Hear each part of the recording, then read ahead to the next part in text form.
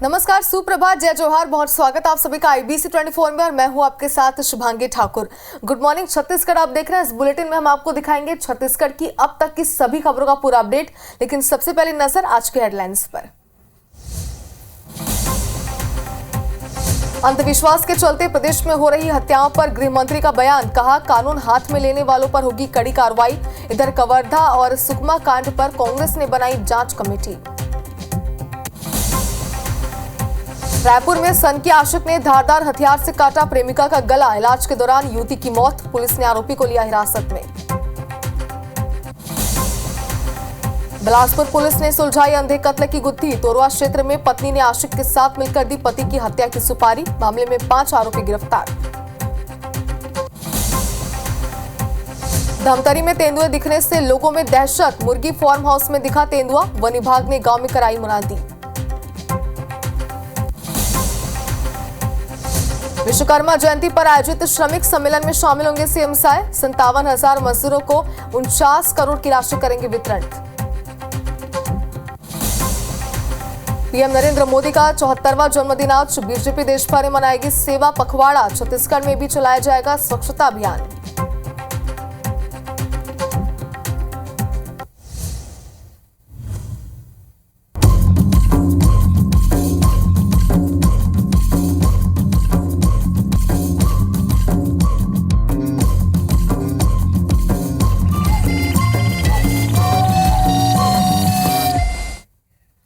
और हेडलाइंस के बाद बुलेटिन की शुरुआत करते हैं इस वक्त की बड़ी खबर के साथ। बालोद से आपको दिखाते हैं, जहां अनियंत्रित होकर ट्रक पलट गया। पलटते ही ट्रक में आग लग गई, ड्राइवर ने कूदकर जैसे तैसे अपनी जान बचाई है। शिकारी टोला के पास की ये पूरी घटना बताई जा रही है। तो अनियंत्रित होकर ट्रक पलट गया, तो जाहिर सी बात है कि कहीं ना कहीं तेज रफ्तार की वजह से ये पूरा हादसा हुआ होगा। बताया जा रहा है कि जैसे ट्रक पलटा इसमें आग लग गई और कितनी भीषण आग लगी थी इसकी तस्वीर आप देख पा रहे हैं। बालोद से ये बड़ी खबर है, शिकारी टोला के पास की घटना है। ड्राइवर ने जैसे तैसे कूदकर अपनी जान बचाई है। तो राहत की बात तो ये है कि इस हादसे में ड्राइवर की जान यहां पर बच गई है, लेकिन कड़ी मशक्कत के बाद, बड़ी मुश्किल के बाद उसने अपनी जान बचाई है। फिलहाल बता दें कि तेज रफ्तार की वजह से यह हादसा हुआ है, लापरवाही यहां पर बरती गई थी या फिर गाड़ी में कोई तकनीकी खराबी थी जिसकी वजह से यह हादसा हुआ है। फिलहाल ये जांच का विषय है, लेकिन राहत की बात यही है कि ड्राइवर ने कूदकर अपनी जान बचा ली है। और ज्यादा जानकारी के लिए हमारे सहयोगी मोहन दास मानिकपुरी हमारे साथ फोन लाइन पर जुड़ चुके हैं। मोहन, सबसे पहले ये बताइए कि क्या गाड़ी में कोई तकनीकी खराबी थी, लापरवाही बरती गई थी, यहाँ पर कैसे ये पूरा हादसा हुआ है? ये मैं बता दें कि आज ये सुबह की घटना है और ये जो घटना जो है वो कुसुम कसल हमारा मार्ग में ग्राम शिकारी टोला के पास हुई है। जो 14 का ट्रक है उसमें आयरन और भर करके वो दली राजा की ओर से लोहारा की तरफ जा रही थी।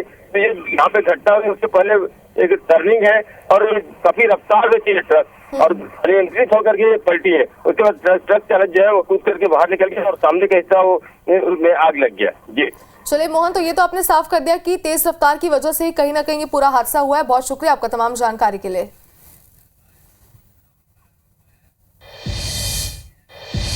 और राजधानी रायपुर के मरीन ड्राइव के सामने दिल दहला देने वाली वारदात सामने आई है, जहां एक सिरफिरे आशिक ने अपनी माशूका का गला रेतकर मौत के घाट उतार दिया और खुद भी अपना हाथ काटकर तालाब में कूद गया।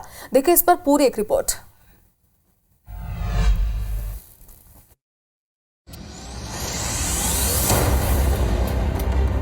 फर्श पर बिखरे लहू के धब्बे निशानी है एक सिरफिरे आशिक की गुनाहों की, जिसने प्यार में पड़कर अपनी ही माशूका का गला रेतकर उसे मौत के घाट उतार दिया। मरीन ड्राइव पर एक सनसनीखेज वारदात सामने आई है। बताया जा रहा है कि एक मोमोज अड्डा नामक एक दुकान पे काम करने वाली युवती को एक युवक के द्वारा गला रेत दिया गया। राजधानी का मरीन ड्राइव इलाका उस समय दहल उठा जब एक युवक हाथ से खून टपकते हुए सड़क पर दौड़कर तेलीबांधा तालाब में कूद गया। मौके पर मौजूद प्रत्यक्षदर्शियों के मुताबिक इस सिरफिरे आशिक ने एक कैफे पर काम करने वाली अपने प्रेमिका को बेसमेंट में ले जाकर उसका गला रेता और फिर खुद का हाथ काटकर तालाब में कूद गया। मौके पर मौजूद लोगों ने चीख पुकार सुनकर कॉम्प्लेक्स के बेसमेंट में जाकर देखा तो युवती खून से लथपथ पड़ी हुई थी, जिसे एक निजी अस्पताल में भर्ती किया गया, जहां उसकी मौत हो गई।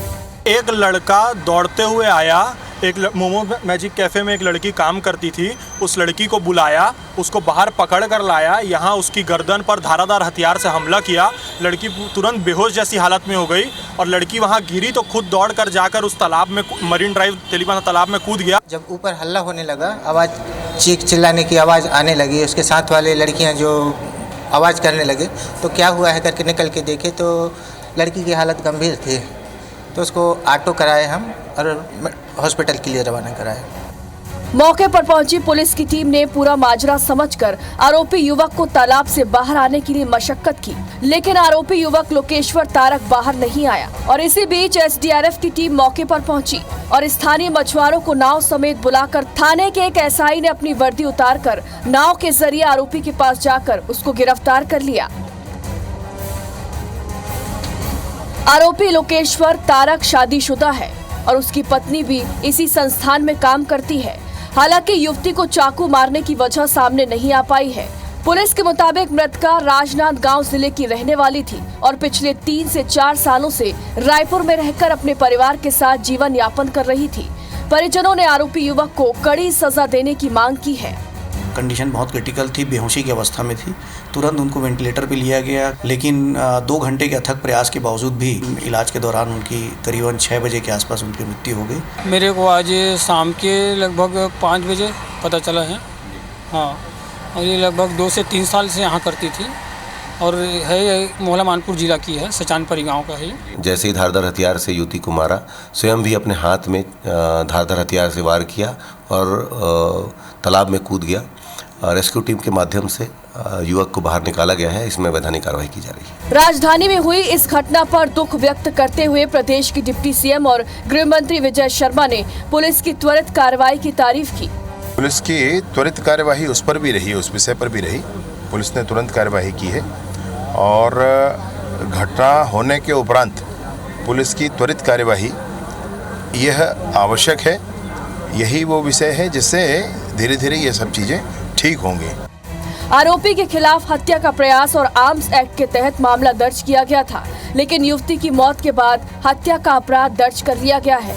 आरोपी के होश में आने का इंतजार किया जा रहा है ताकि आरोपी के खौफनाक कदम के बारे में पता चल सके।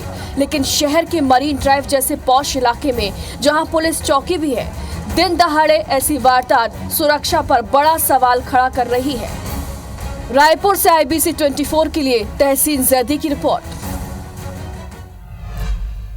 और चलो इस खबर पर और भी ज्यादा जानकारी के लिए हमारे सहयोगी तहसीन जैदी हमारे साथ लाइव जुड़ चुके हैं। तहसीन, इस पूरे मामले पर हमने एक रिपोर्ट देखी, कैसे इस पूरी वारदात को अंजाम दिया गया ये तो हमने समझा, लेकिन क्या कारण था इस वारदात को अंजाम देने का, इस पर कोई खुलासा अब तक? शुभंगी, देखिए जिस तरीके से अभी तक की अगर बात करें, क्योंकि जिस तरीके से ये पूरी वारदात हुई है और कल से लेके आज सुबह मॉर्निंग वॉक तक के लोगों में ये चर्चा का विषय थी कि ये इस तरीके का बड़ा कदम उठाना, खौफनाक खूनी कदम उठाना निश्चित तौर पे आने वाले समाज के लिए काफी चिंतनीय और सोचनीय विषय बन गया है। क्योंकि जिस कदर से उसने जो कदम उठाया है, जो आरोपी लोकेश्वर तारक जो है कि वो वहां पहुंचा है, पहुंचने के बाद उस युवती को नीचे बुलाया है और बुलाने के बाद उसको अपनी ही मोहब्बत का गला काट कर और खुद को खत्म करने की कोशिश की। तो ये कदम जो है ये एक चर्चा का विषय भी आज यहाँ पे था, कल से लेके आज तक। अगर इसमें कारण की बात करें तो इसमें जो पुलिस के द्वारा जो जाहिर था कि ये दोनों की पहले प्रेम प्रसंग था। हालांकि जो आरोपी है लोकेश्वर, वो पहले इसी मोमोज मैजिक कैफे में काम करता था, वहीं पे उसकी पत्नी काम करती थी, लेकिन हालांकि उसने वो छोड़ा था यहाँ पे काम युवक के द्वारा, और उसके बाद करीब 2 हफ्ते बाद उसको यहाँ बुला के और इस तरीके से मौत के घाट उतारना। तो ये पूरी तरह से अभी तक की जो जानकारी निकल के आई है, पुलिस के द्वारा जो जानकारी दी गई है, इसमें प्रेम प्रसंग जो एक मुख्य कारण जो सामने आया है, पति पत्नी और वो का जो कारण सामने आया है, वो एक मुख्य कारण यहाँ पे सामने आया है। और अभी क्योंकि आरोपी युवक लोकेश्वर जो है उसने भी अपना हाथ काटा था और वो अभी अम्बेडकर अस्पताल में जेर इलाज है, तो अभी उससे ज्यादा पूछताछ पुलिस भी नहीं कर पाई है। लेकिन ये जो बताया जा रहा है कि इस पूरे दर्दनाक हादसे में, खौफनाक हादसे में एक युवती की इलाज के दौरान मौत हो गई, जो मोहल्ला मानपुर की थी, हालांकि यहाँ पे 3 से 4 साल से वो काम कर रही थी इसी जगह पे, और उसके परिजनों ने ये जो आरोपी युवक है इसको जो है कड़ी सजा देने की यहाँ पे मांग की है। इसके अलावा अगर बात करें तो ये जिस तरीके से पूरे कदम की अगर बात करें, पूरे सिनेरियो की बात करें, ये जो आरोपी है कितना शातिर है, इस बात से अंदाजा लगाया जा सकता है कि वहां से सीधा भाग के सीधे अपने आप को पुलिस से बचने के लिए ये तालाब में कूदा। मतलब ये पूरा कहीं ना कहीं प्लान था। अब इसमें आगे और इस बात के खुलासे इस बात से हो सकते हैं कि ये खौफनाक जो इसने कदम उठाया है वो क्यों उठाया है, क्या मुख्य कारण था। अभी तक जो प्रेम प्रसंग सामने आ रहा है, लेकिन इसके पीछे और क्या क्या कारण थे ये जब पुलिस इससे पूछताछ करेगी, कड़ाई से पूछताछ करेगी, निश्चित तौर पे ये बात सामने आएगी। लेकिन वाकई में इसमें एक बड़ा सवाल भी ये खड़ा होता है कि इस तरीके से वारदात, भीड़ भाड़ भरे इलाके वारदात हो जाना और इतना बड़ा कदम उठा लेना, उसको ये पूरा मालूम है कि यहाँ पे किस तरीके की सुरक्षा व्यवस्था के आलम है और क्या है। उसके बाद उसने एक कदम उठाया। लेकिन यहाँ पे एक तारीफ इस बात की भी करेंगे कि जिस तरीके से खुद गृह मंत्री ने भी इस बात को तारीफ की है कि पुलिस की जो त्वरितता जो आई है, जो एक्शन लिया, निश्चित तौर पे उन्होंने एसडीआरएफ का इंतजार नहीं किया। उसकी में जो थाने के केसाई है उन्होंने अपने कपड़े उतार के, जो वर्दी उतार के और अपने लोकल मछुआरों के साथ से उसको बाहर निकाला और उसको समय पे अस्पताल पहुंचाया। लेकिन क्योंकि उसका जिस तरीके से हाथ कटा है और जिस तरीके से ब्लीडिंग हो रही थी, वो वाकई में उसकी की मौत हो सकती थी। मामले पर तत्परता तो दिखाई, लेकिन आपने ये भी जानकारी यहाँ पर दी कि फिलहाल आरोपी का इलाज चल रहा है, तो पूरी तरीके से पूछताछ उससे नहीं हो पाई है। पूछताछ में आगे क्या कुछ जानकारी निकलकर सामने आती है, इसे लेकर अपडेट आपसे लेंगे। फिलहाल बहुत शुक्रिया तमाम जानकारी के लिए। चलिए आगे बढ़ते हैं। जांजगीर की महानदी में बोरे में मिली सिरकटी लाश के मामले में बड़ा खुलासा हुआ है। पोस्टमार्टम रिपोर्ट के अनुसार धारदार हथियार से हत्या की गई थी। मृतक की शिनाख्त भी हो गई है। सलखन गांव का रहने वाला मृतक संतोष कश्यप बजरंग दल का कार्यकर्ता था। मृतक के परिजन ने गांव के लोगों पर हत्या का संदेह जताया है। बिर्ला पुलिस संदेहियों से पूछताछ कर रही है और संतोष कश्यप 13 सितंबर को लापता हो गया था। परिजनों ने 14 सितंबर को गुमशुदगी की रिपोर्ट दर्ज कराई थी।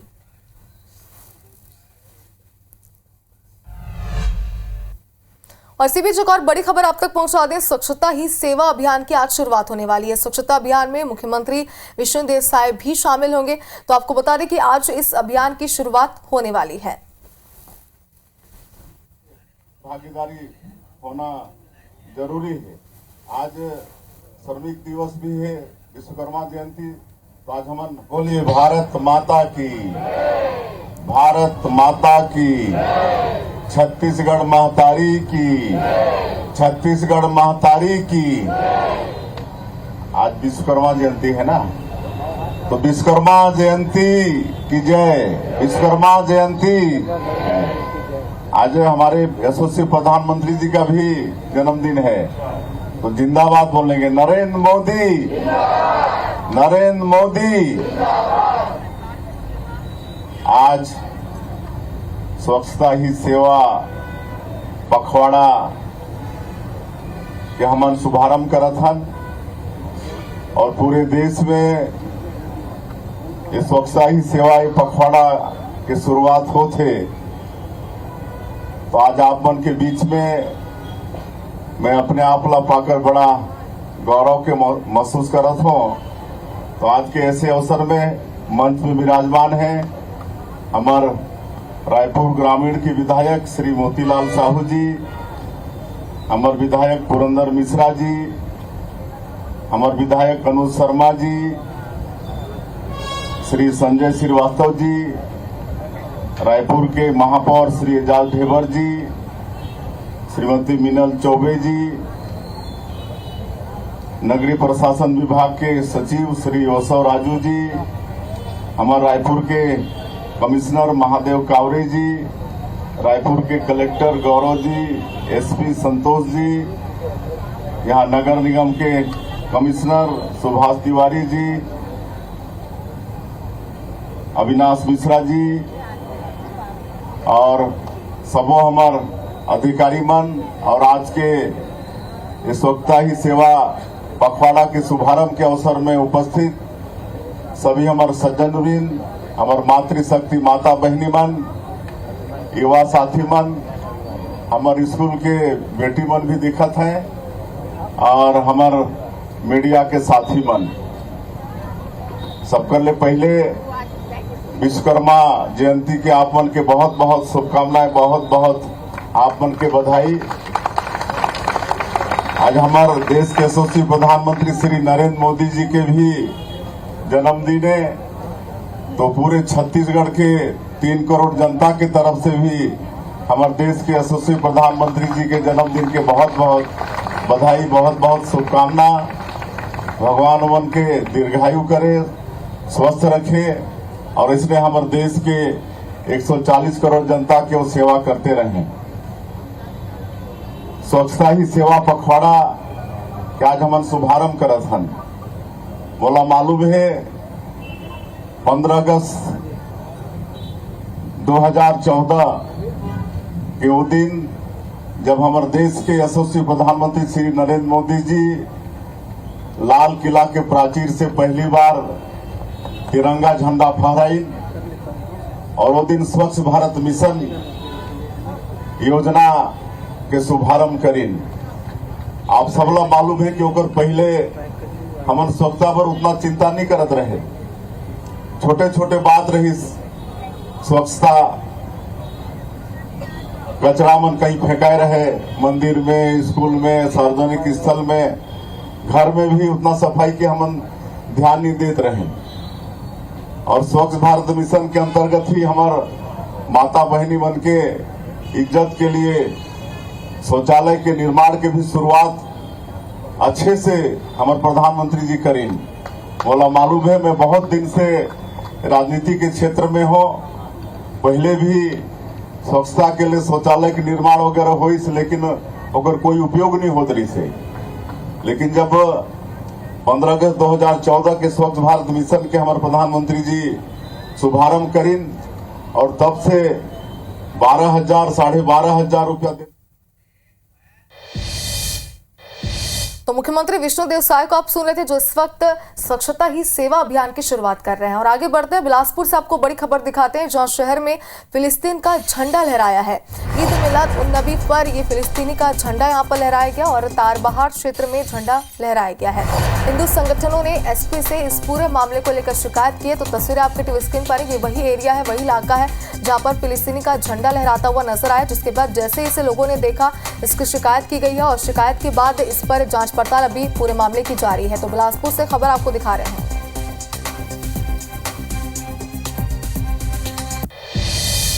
और रायपुर के सिलियारी स्थित एक पेपर मिल की रद्दी में सरकारी किताब मिलने का मामला सामने आया है और ये मामला अब तूल पकड़ता जा रहा है। इस पर शिक्षा विभाग में 5 सदस्यीय जांच कमेटी का गठन किया है।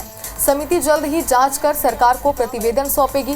कांग्रेस के पूर्व विधायक विकास उपाध्याय ने किताबों को रद्दी में मिलने का वीडियो जारी कर मामले का खुलासा किया था और अब दोपहर 2 बजे राज्य भवन में कांग्रेस नेता विकास उपाध्याय, छाया वर्मा और अनीता शर्मा प्रेस कॉन्फ्रेंस करेंगे।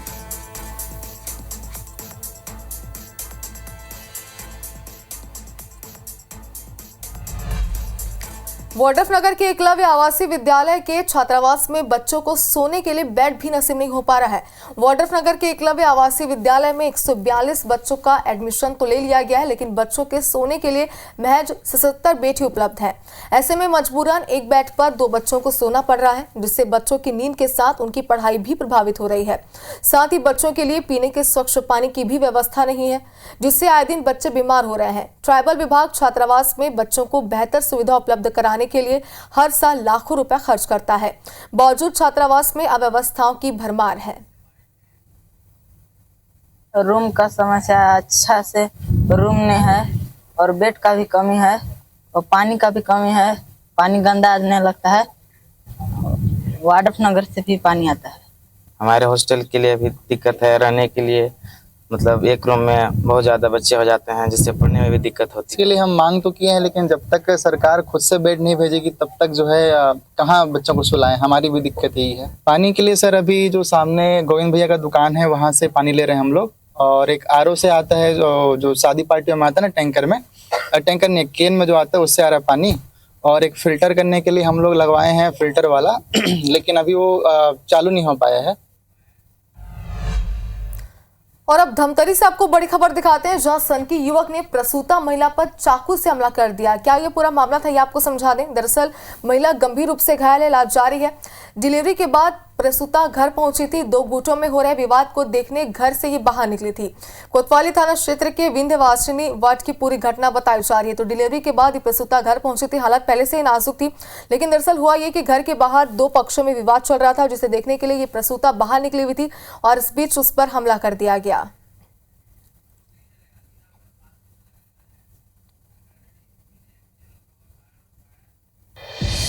और इसी बीच बलौदाबाजार से एक और बड़ी खबर। आज भिलाई विधायक देवेंद्र यादव की पेशी होगी। हिंसा और आगजनी मामले में जेल में देवेंद्र यादव बंद है। आज जिला और सत्र न्यायालय में पेशी होगी। देवेंद्र यादव की जमानत याचिका पर भी आज सुनवाई होगी और पुलिस एक बार फिर से न्यायिक रिमांड मांग सकती है, ये भी बताया जा रहा है। तो बलौदाबाजार हिंसा को लेकर देवेंद्र यादव जेल में बंद है। कई सारे गंभीर आरोप उन पर लगे हैं हिंसा भड़काने को लेकर। इसके साथ ही कई और गंभीर आरोप भी हैं और आज उनकी पेशी है और कहा यह भी जा रहा है कि हो सकता है कि पुलिस आगे भी न्यायिक रिमांड मांग सकती है। और रायगढ़ में चल रहा 10 दिवसीय चक्रधर समारोह सोमवार को संपन्न हो गया है। समारोह आखिरी शाम छत्तीसगढ़ के गेड़ी और असम के बिहू नृत्य से सजा। इसके साथ ही प्रसिद्ध कवि कुमार विश्वास, डॉक्टर सुरेंद्र दुबे और साथियों ने कविताओं की महफिल सजाई। समारोह के समापन अवसर पर छत्तीसगढ़ के राज्यपाल रामेन टेका और वित्त मंत्री ओपी चौधरी खासतौर पर मौजूद रहे। उन्होंने रायगढ़ में इस आयोजन की जमकर प्रशंसा की है।